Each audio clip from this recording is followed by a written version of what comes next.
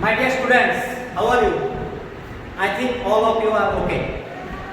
This is Rupam Chakraborty, Assistant Headmaster, Shuapara High School, Kaliapara, Saraswati. Actually, today we are suffering a severe disease named coronavirus. That means the whole world is suffering from this pandemic diseases. So, as we cannot take usual class, for this reason we have to take such kind of virtual class. My request to you, all of you are listening and take part of our classes, sending classes. Today my topic is completing sentence parts. English second paper, class 9 and 10. So প্রিয় শিক্ষার্থীবৃন্দ, এখন আমি বাংলাতে বলি, বাংলাতে বললে তোমাদের বুঝতে সুবিধা হবে। লক্ষ্য করো, আমি এখানে দুইটা সেন্টেন্স দিয়েছি। প্রথম সেন্টেন্সটা আই নো দ্য বয়, এখানে এই দুটো হচ্ছে রিলেটিভ প্রনাউন। তাহলে এখানে এই সেন্টেন্সটাতে একটা অংশ তোমাদের পরীক্ষায় দেওয়া থাকবে, পরবর্তী অংশটা তোমাকে পূরণ করতে হবে। অর্থাৎ দুইটা ক্লজ থাকবে, একটা ইন্ডিপেন্ডেন্ট ক্লজ, একটা প্রিন্সিপাল ক্লজ। এই সেন্টেন্সটা দুটো অংশ থাকবে, যে অংশটা দেওয়া থাকবে সেটার সাথে সামঞ্জস্যপূর্ণ অংশটা আমাদেরকে কি করতে হবে, বসাতে বসিয়ে সেন্টেন্সটাকে কমপ্লিট করতে হবে। এটা এমনও হতে পারে যে এই রিলেটিভ প্রনাউন থাকুক অথবা কানেক্টরস থাকুক, যা কিছুই থাকুক না কেন, হয়তোবা প্রথম অংশ দেওয়া থাকবে, আমাদেরকে পরবর্তী অংশটা বসাতে হবে, অথবা পরবর্তী অংশটা দেওয়া থাকবে, আমাদেরকে সামঞ্জস্যপূর্ণ প্রথম অংশটা বসাতে হবে। এটাকে বলা হবে কমপ্লিটিং সেন্টেন্স। তোমাদের এসএসসি এবং স্কুল পর্যায়ের পরীক্ষাতে 5টা সেন্টেন্স দেওয়া থাকবে, 5টা সেন্টেন্সের জন্য 5 মার্ক থাকবে। আমরা এই 5টা সেন্টেন্স কিভাবে পূরণ করতে হবে এই বিষয়গুলো আমি তোমাদের সাথে একটু আলোচনা করব। তাহলে দেখো, আমরা সেন্টেন্সটাকে যদি একটু ক্লাসিফিকেশন করি তাহলে আমরা দেখতে পাবো যে এই সেন্টেন্সটার মাঝখানে একটা রিলেটিভ প্রনাউন হু দেওয়া আছে, এখানে একটা রিলেটিভ প্রনাউন হু দেওয়া আছে। So I know the boy, এটা একটা ক্লজ। তাহলে আমরা এখানে রিলেটিভ প্রনাউনটাকে দিলাম হু। প্রথম সেন্টেন্সটা দেওয়া আছে প্রেজেন্ট ইনডিপেন্ডেন্ট টেন্স, এখানে রিলেটিভ প্রনাউন হুটা সংযুক্ত করে আমি আবার প্রেজেন্ট ইনডিপেন্ডেন্ট টেন্স সংযুক্ত করে সেন্টেন্সটাকে কি করলাম, কমপ্লিট করলাম। তার অর্থ হলো I know the boy who is my brother, আমি বালকটাকে চিনি, সে কি, সে আমার ভাই। আবার দেখো দ্বিতীয় সেন্টেন্সটাতে একটু লক্ষ্য করো, আই নো দ্য ম্যান, আমি লোকটাকে চিনি, হু কেম হিয়ার ইয়েস্টারডে। এখন তোমাদের প্রশ্ন থাকতে পারে যে স্যার, প্রথম ক্লজটা যদিও প্রেজেন্ট ইনডিপেন্ডেন্ট টেন্সে দেওয়া আছে, কিন্তু পরবর্তী ক্লজটা দেওয়া আছে পাস্ট ইনডিপেন্ডেন্ট টেন্সে। পাস্ট ইনডিপেন্ডেন্ট দেওয়ার উদ্দেশ্য হচ্ছে আমরা সেন্টেন্সটা দেখে বুঝতে পারলাম যে যে লোকটা গতদিন এসেছিলেন, অর্থাৎ কাজটা হয়ে গেছে, অতএব এটাকে পাস্ট টেন্সে যে কোনো একটা ফর্মে এনে আমাদেরকে কি করতে হবে, কমপ্লিট করতে হবে। Am I clear? তোমরা বুঝতে পারছো তো না? তাহলে বুঝে গেল যে আমাদের প্রথম ক্লজটা যদিও প্রেজেন্ট ইনডিপেন্ডেন্ট টেন্সে দেওয়া আছে, প্রথম ক্লজটা যদিও প্রেজেন্ট ইনডিপেন্ডেন্ট টেন্সে দেওয়া আছে, মাঝখানে একটা রিলেটিভ প্রনাউন দেওয়া আছে, পরবর্তী ক্লজ সেন্টেন্সটা বা পরবর্তী ক্লজটা আমরা কি করলাম, যেহেতু এখানে ইয়েস্টারডে অর্থাৎ দ্যাট মিন্স কাজটা হয়ে গেছে, এই জন্য আমরা এটাকে কি করলাম, পাস্ট টেন্সে যে কোনো একটা ফর্মে সেটাকে বসিয়ে সেন্টেন্সটাকে কি করলাম, পূর্ণ করলাম। তাহলে প্রথম সেন্টেন্সটা কি দাঁড়ালো, I know the boy who is my brother, আমি লোকটাকে বালকটাকে চিনি, যে আমার ভাই, সে আপনার ভাই হতে পারে বা যে কোনো ভাই হতে পারে। সেকেন্ড সেন্টেন্সটা লক্ষ্য করো, I know the man who came here yesterday, আমি লোকটাকে চিনি, যে লোকটা কতদিন এখানে এসেছিলেন। এবার আমরা যাচ্ছি দ্বিতীয় রুলসে।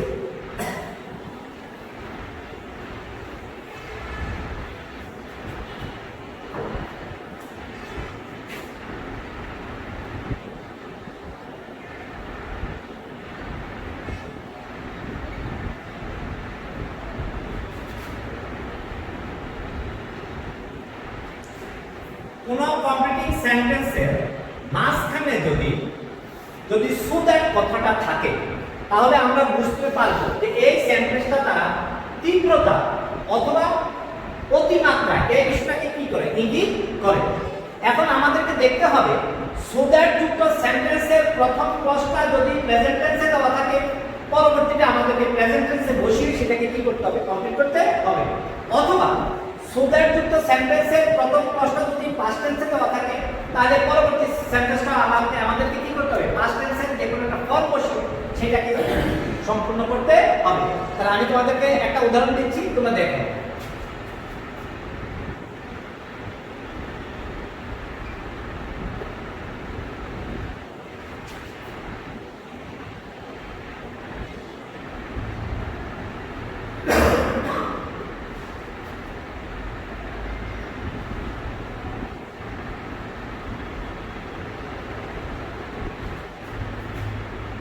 The water is so hot.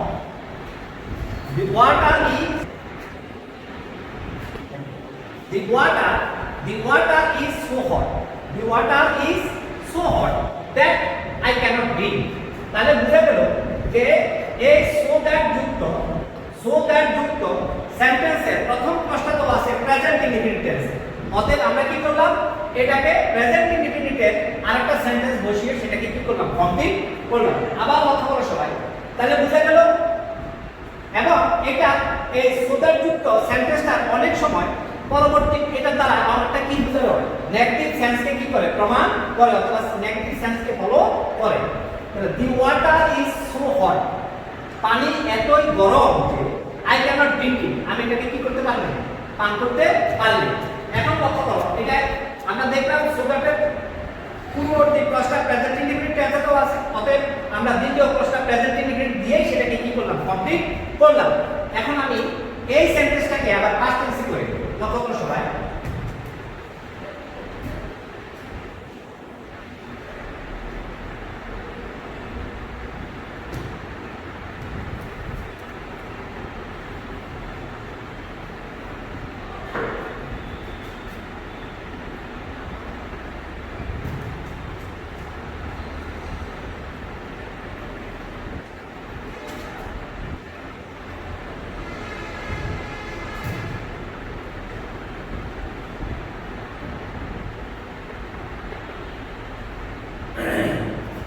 লক্ষ্য করো এখানে কি দেওয়া আছে, the water was so salty। আচ্ছা হ্যাঁ, the water was so salty, পানিটা এত বেশি লবণাক্ত ছিল that they could not drink it, তারা পানিটা এত লবণাক্ত ছিল যে পানিটা তারা কি করতে পারে না, পান করতে পারে না। সবাই লক্ষ্য করো, এই সোদাটের পূর্ববর্তী ক্লজটাতে এই অংশটা দেওয়া আছে পাস্ট ইনডিফিনিট টেন্সে দেওয়া আছে। কোন টেন্সে দেওয়া আছে, পাস্ট ইনডিফিনিট টেন্সে দেওয়া আছে। অতএব আমাদেরকে পাস্ট ইনডিফিনিটের সাথে সামঞ্জস্যপূর্ণ, অর্থাৎ আমাদেরকে সেকেন্ড কন্ডিশনটা ফলো করে আমাদেরকে সেন্টেন্সটা কি করতে হবে, কমপ্লিট করতে হবে। দেখো আবার আমি তোমাদেরকে বলতেছি, তোমরা সবাই মনোযোগ দিয়ে দেখো। The water is so hot that I cannot drink। পানিটা এত গরম ছিল যে আমি কি করতে পারিনি, পান করতে পারিনি। এবার লক্ষ্য করো, the water was so salty, পানিটা এত লবণাক্ত ছিল যে পানি এত লবণাক্ত ছিল যে that they could not drink। তাহলে দেখো কি দাঁড়ালো, এটাও পাস্ট ইনডিফিনিট টেন্সে দেওয়া আছে, এটাও পাস্ট ইনডিফিনিট টেন্সে দেওয়া আছে। অর্থাৎ মূল কথা হচ্ছে প্রথম সেন্টেন্সটা দেওয়া আছে ফার্স্ট কন্ডিশন, দ্বিতীয় সেন্টেন্সটা দেওয়া আছে সেকেন্ড কন্ডিশন। মূলত এই কমপ্লিটিং সেন্টেন্স কমপ্লিটিং করার সময় আমাদেরকে কন্ডিশনাল সেন্টেন্সটা অবশ্যই কি করতে হয়, ফলো করতে হয়। এবার আসো রুট 3।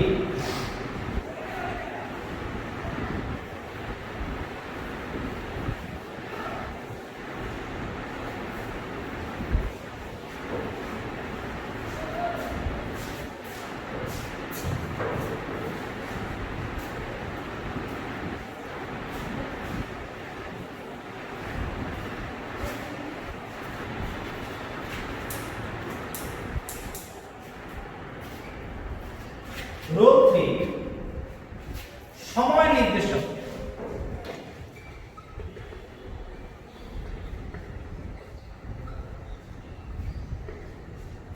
সময় নির্দেশক, সময় নির্দেশক কোন সেন্টেন্স যদি থাকে তাহলে আমাদেরকে আমি একটা সেন্টেন্স দেখি, তাহলে তোমরা বুঝতে সুবিধা হবে।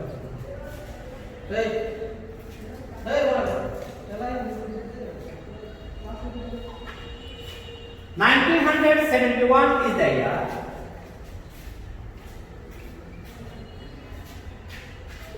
সবাই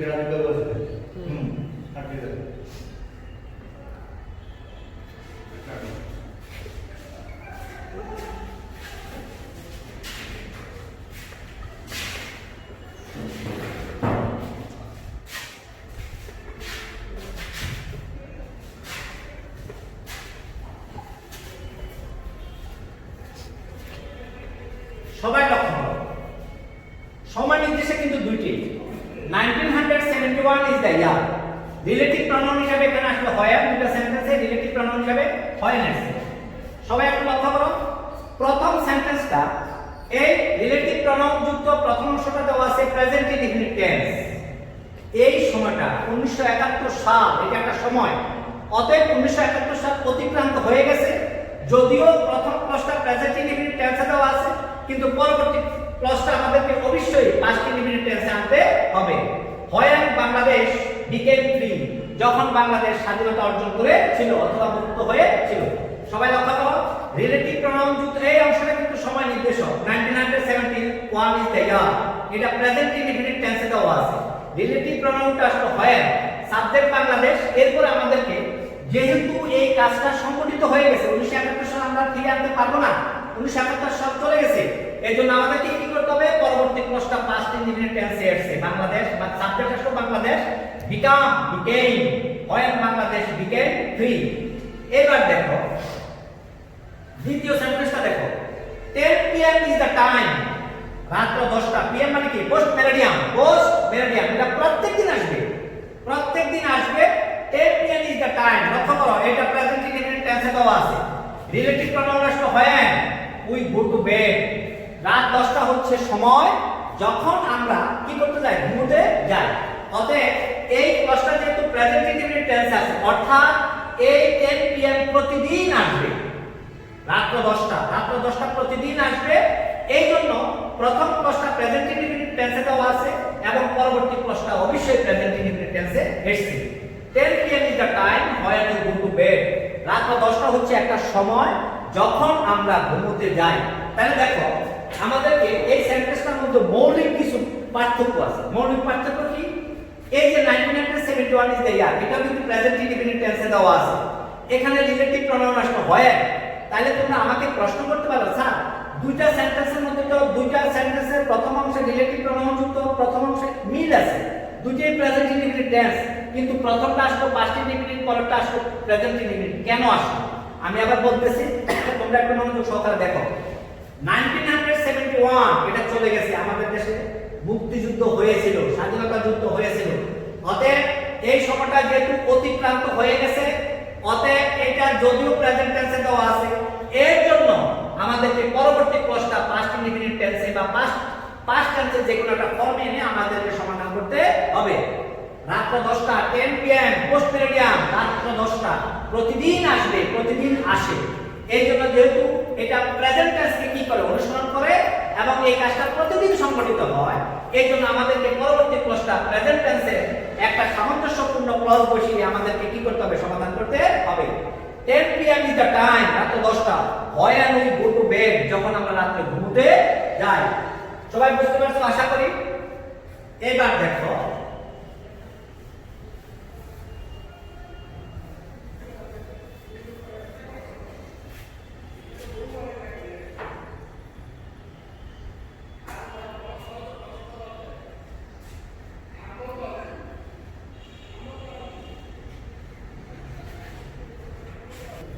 as it,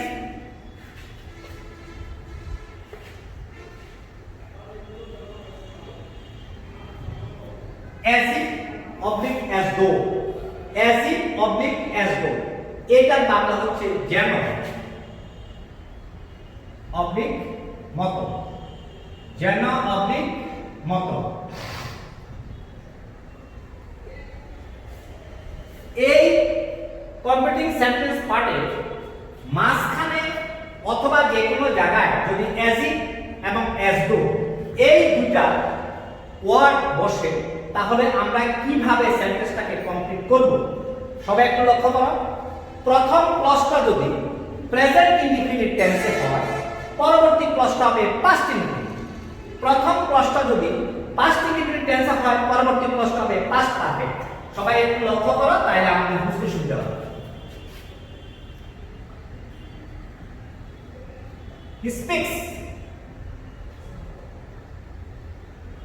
as if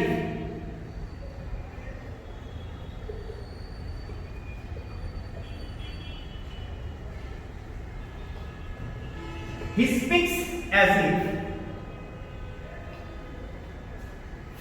he speaks as if he knew everything। সবাই দেখতেছো যে প্রথম ক্লজটা তো আছে প্রেজেন্ট ইনডিফিনিট, মাঝখানে কানেক্টরস হিসাবে কি আসলো as if। তাহলে দেখো প্রথম ক্লজটা আসলো প্রেজেন্ট ইনডিফিনিট, he speaks সে বলতেছে, as if যেন he knew everything। আমাদেরকে কি করতে হবে রুলস অনুযায়ী as if অথবা as though থাকলে যদি প্রথম ক্লজটা তার পূর্ববর্তী ক্লজটা প্রেজেন্ট ইনডিফিনিট টেন্সে দেওয়া থাকে, পরবর্তী ক্লজটা বসবে পাস্ট ইনডিফিনিট টেন্সে। এখন আমরা as if অথবা as though কে কাজে লাগিয়ে প্রথম ক্লজটা পাস্ট ইনডিফিনিটে এনে পরবর্তী ক্লজটা পাস্ট পারফেক্ট টেন্সে নিয়ে যাচ্ছে। সবাই একটু লক্ষ্য করো।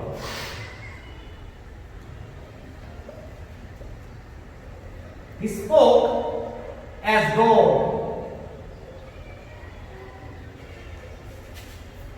সাবজেক্ট আসলো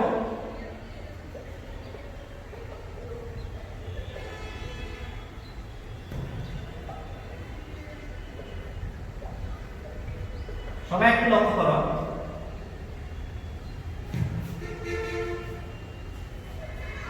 সবাই একটু লক্ষ্য করো, এখানে as if না এনে আমরা কি আনলাম as though। he spoke past indefinite, he spoke as though he had known everything। তাহলে আমরা আবার মূল কথা আসলাম যে এই as if অথবা as though যুক্ত সেন্টেন্সের প্রথম ক্লজটা যদি প্রেজেন্ট ইনডিফিনিট টেন্সে হয়, পরবর্তীতে হবে পাস্ট ইনডিফিনিট। প্রথম ক্লজটা যদি পাস্ট ইনডিফিনিটে হয়, পরবর্তী ক্লজটা হবে পাস্ট পারফেক্ট। পাস্ট পারফেক্ট সেন্টেন্সের স্ট্রাকচারটা দেখো, সাবজেক্ট প্লাস হেড, মূল ভার্বের পাস্ট পার্টিসিপল এক্সটেনশন। তাহলে আবার দেখো, আবার বলতেছি সবাই একটু লক্ষ্য করো রুল 4, এটা কিন্তু খুবই গুরুত্বপূর্ণ, আমাদেরকে এই রুলটা দেখতে হবে এবং পরীক্ষাতে এখান থেকে একটা আসতেই পারে। তাহলে দেখো as if অথবা as though বাংলা হচ্ছে যেন অথবা মতো। কোন সেন্টেন্সে কমপ্লিটিং সেন্টেন্স পার্টে প্রথম ক্লজে যদি প্রেজেন্ট ইনডিফিনিট টেন্সে দেওয়া থাকে, পরবর্তী ক্লজটা আমাদেরকে অবশ্যই পাস্ট ইনডিফিনিট টেন্সে বসিয়ে সেন্টেন্সটাকে কি করতে হবে কমপ্লিট করতে হবে। as if অথবা as though যুক্ত সেন্টেন্সের প্রথম ক্লজটা যদি পাস্ট ইনডিফিনিট টেন্সে দেওয়া থাকে, পরবর্তী ক্লজটা আমাদেরকে পাস্ট পারফেক্ট টেন্সে সামঞ্জস্যপূর্ণ টেন্স বসিয়ে আমাদেরকে কমপ্লিট করতে হবে। he spoke সে বলেছিল, as if যেন he had known everything সে সবকিছু জানতো। তাহলে স্ট্রাকচারটা দেখো, সাবজেক্ট ভার্ব হিসাবে হেড, মূল ভার্বের পাস্ট পার্টিসিপল এবং এক্সটেনশন। এই দুটো সেন্টেন্স আশা করি তোমরা সবাই বুঝতে পারছো। এই রুলসটা কিন্তু খুবই গুরুত্বপূর্ণ এবং এইখান থেকে একটা পরীক্ষা তোমাদের পরবর্তী পরীক্ষায় আসার সম্ভাবনা খুবই বেশি।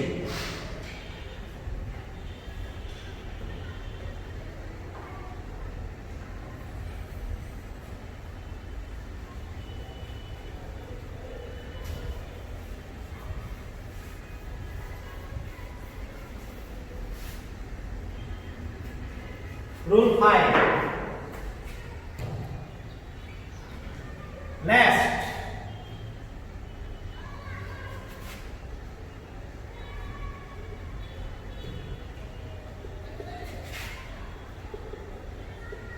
যার অর্থ হচ্ছে পিছনে ভয় হয় যে, পিছনে ভয় হয় যে। তাহলে তোমাদেরকে আমি একটু বলে দিই, কোন কমপ্লিটিং সেন্টেন্সে যদি লেস্ট থাকে তাহলে আমরা বুঝতে পারবো যে এই সেন্টেন্সটা দ্বারা একটা নেগেটিভ সেন্স কি করে অনুসরণ করে। আমি একটা উদাহরণ দিচ্ছি, উদাহরণ দিলে তোমাদের বুঝতে সুবিধা হবে।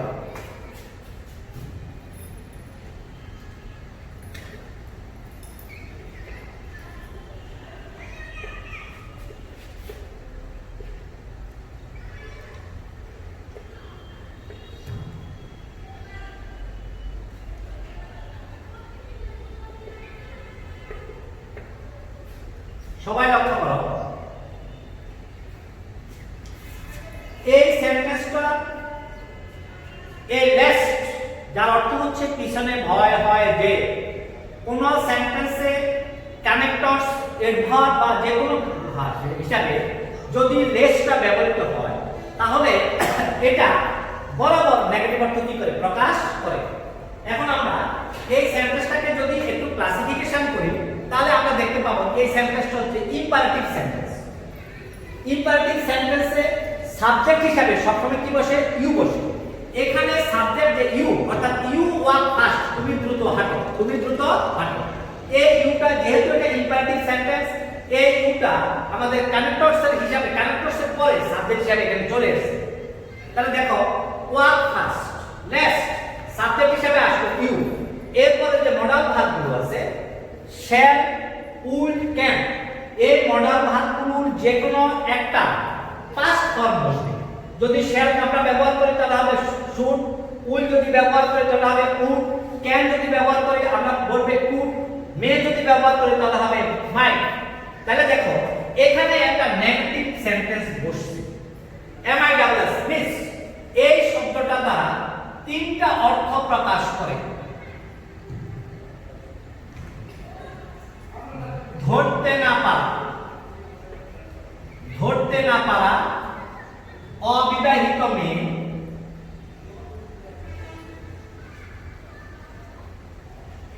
অবিবাহিত মেয়ে, অনুভব করা, অনুভব করা। আমি আবার বলতেছি, সবাই একটু লক্ষ্য করো। এই M I double S miss এই শব্দটা দ্বারা তিনটা অর্থ প্রকাশ করে। প্রথম অর্থটা হচ্ছে ধরতে না পারা, এই ক্ষেত্রে ধরতে না পারা কথাটা ব্যবহৃত হচ্ছে। দ্বিতীয় অর্থ হচ্ছে অবিবাহিত মেয়ে, মিস শালিনা, মিস রুবিনা, যা কিছুই বলো না কেন। অনুভব করা, আই মিস ইউ, আমি তোমাকে কি করি? অনুভব করি। আই মিস ইউ, আমি তোমাকে অনুভব করি। আমি আবার সেই আলোচনায় ফিরে আসছি যে কোন সেন্টেন্সে কানেক্টরস হিসাবে লেস যদি থাকে তাহলে আমাদেরকে বুঝতে হবে যে তার পূর্ববর্তী সেন্টেন্সটা, তার পরবর্তী যখন সেন্টেন্সটা আমরা কমপ্লিট করব সেখানে আমাদেরকে অবশ্যই একটা নেগেটিভ সেন্সের শব্দ আনতেই হবে। তাহলে তোমরা লক্ষ্য করো, ওয়াক ফাস্ট দ্যাট মিন্স তুমি দ্রুত হাঁটো, তুমি দ্রুত হাঁটো। এটা একটা ইম্পারেটিভ সেন্টেন্স। তোমরা আমাকে প্রশ্ন করতে পারো স্যার এখানে ইউটা কোন জায়গা থেকে আসছে? যেহেতু এটা ইম্পারেটিভ সেন্টেন্স, এখানে ইম্পারেটিভ সেন্টেন্স হিসেবে সাবজেক্ট ইউটা উচ্চ আছে। এই সাবজেক্টটা লেসের পরবর্তী সেন্টেন্সের প্রথম অংশে চলে গেল। তারপরে আমাদেরকে কি করতে হবে? যে মডাল ভার্বগুলো আছে সেই মডাল ভার্বগুলোর একটা পাস্ট ফর্ম আমাদেরকে বসাতে হবে। যদি তুমি শ্যালটা চিন্তা করো তাহলে বলবে শুড, যদি উইল চিন্তা করো তাহলে হবে উড, যদি মে চিন্তা করো তাহলে হবে মাইট, যদি তুমি ক্যান চিন্তা করো তাহলে হবে কুড। এরপরে আমাদেরকে কি করতে হবে? নেগেটিভ সেন্স যুক্ত একটা শব্দ এখানে বসাতে হবে। সেই নেগেটিভ সেন্স যুক্ত শব্দটা হচ্ছে মিস। মিস অর্থ হলো ধরতে না পারা, অর্থাৎ নেগেটিভ সেন্স এখানে চলে আসছে। তারপরে কি আসছে? ট্রেন। তাহলে walk fast lest you should miss the train, দ্রুত হাঁটো নতুবা তুমি ট্রেনটি ধরতে পারবে না। তাহলে আমি কি তোমাদেরকে বুঝাতে পারছি যে কোন সেন্টেন্সে কানেক্টরস হিসেবে যদি লেস্ট বসে এটার অর্থ হচ্ছে পিছনে ভয় হয় যে আমাদেরকে পরবর্তী ক্লজটা অবশ্যই নেগেটিভ সেন্স যুক্ত একটা সেন্টেন্স দ্বারা কি করতে হবে? কমপ্লিট করতে হবে। আমি কি সবাইকে বুঝাতে পারছি? তাহলে আমাদের আলোচনা আজকে এখানেই থাক। আমি আলোচনার শেষের দিকে তোমাদের সাথে এই বর্তমানে পৃথিবীতে যে প্যান্ডেমিক চলতেছে, যে মহামারী চলতেছে, সেই মহামারী থেকে রক্ষা পাওয়ার জন্য তোমাদেরকে একটা টিপস দিচ্ছি। এই টিপসটা সবাই বাড়িতে একটু অনুসরণ করবে, ব্যক্তিগত জীবন অনুসরণ করবে, সামাজিক জীবন অনুসরণ করবে এবং তোমার প্রতিবেশী যারা আছে তাদের সবাইকে এই তিনটা জিনিস একটু ফলো করতে হবে।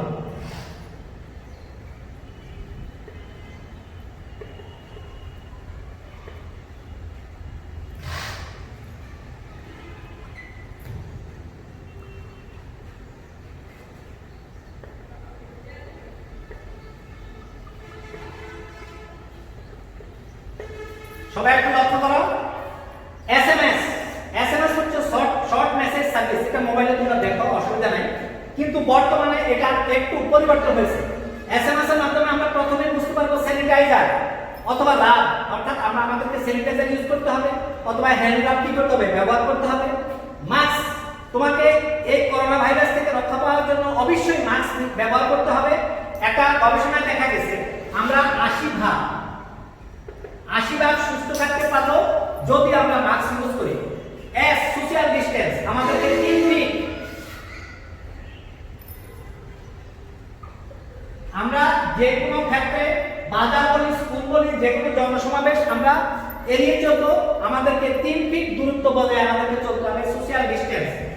এটা সব ক্ষেত্রে আমরা মেনে চলার চেষ্টা করব, তাহলে আমরা আপাতত এটা থেকে রক্ষা পাবো। কারণ ভ্যাকসিন আবিষ্কার না হওয়া পর্যন্ত এই রোগ থেকে নিষ্কৃতির কোনো পথ নেই।